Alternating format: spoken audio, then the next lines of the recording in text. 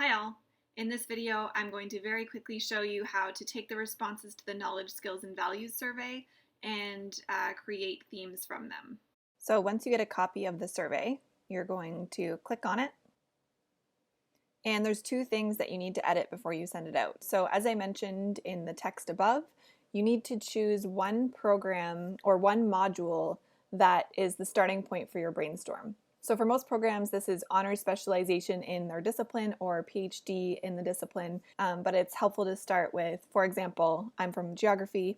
We would start with honors specialization in geography, and then all of the other modules like GIS and urban development and so on can be made later.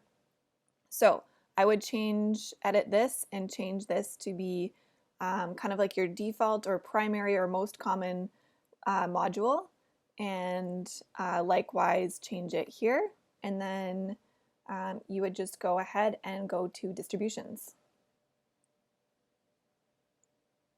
Here's the anonymous survey link. You can just copy that link, and that's what you use to send out to everybody.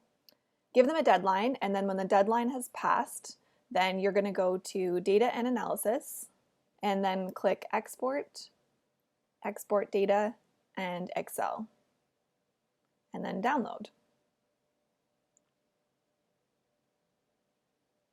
You can use a different format if you prefer. Just most are familiar with Excel, so I'm going to use that one. So the step that we're really talking about here is the theming.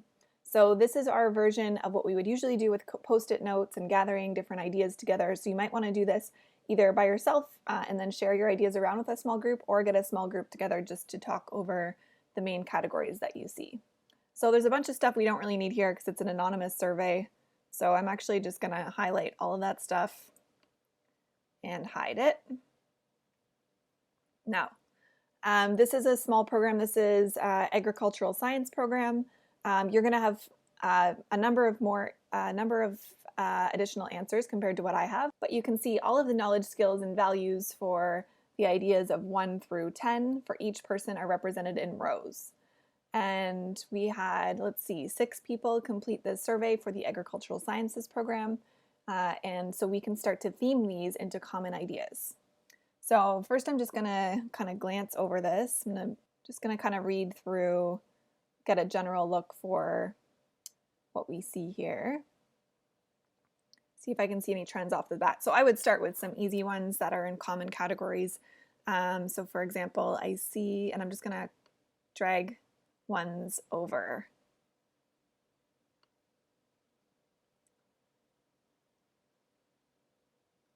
So I'm going to start naming them now, but I can rename them later.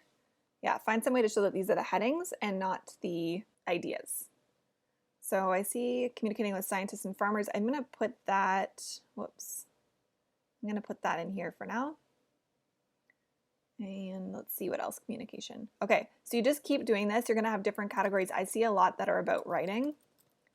Now, I'm going to move some over here for right now. And there were some other ones as well. Report writing seems to be a big thing in this program. There might be other kinds of writing that I put under there as well. Now, right now these are 2 categories, but I might decide later to make a bigger communication category and put these together. Okay, so come back in a minute and see what categories I've come up with.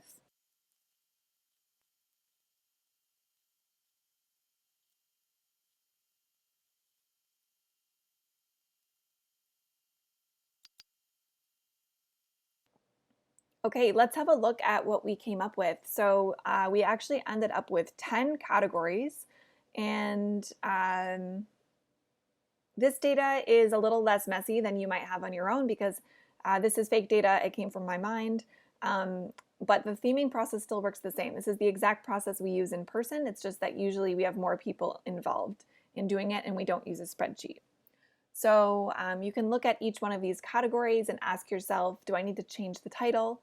The title doesn't have to be perfect, but you want it to kind of represent what's beneath it.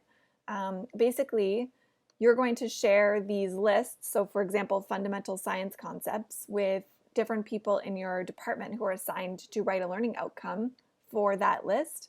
And they don't just get the title, they get everything beneath it as inspiration. They might find, for example, for fundamental science concepts, that when they go to try to write this outcome, it's too big and it needs to become two different outcomes. Or they might find, people write these communication ones and they end up being so similar that really one outcome can cover it. So this is the starting point. It doesn't need to be perfect. So you can look through these and see the different theming that's been done. You might find one that doesn't have a lot of ideas, like agricultural business, as supply chain and agricultural ethics. But in talking to other people in the program, I find that people are really supportive of having this outcome because it is really important to this particular program. And they might even argue for having agricultural ethics on its own. So the size of the category doesn't always tell you how important it is, and you can use this to foster further conversation. But generally speaking, we end up with one outcome per theme from this initial brainstorming process.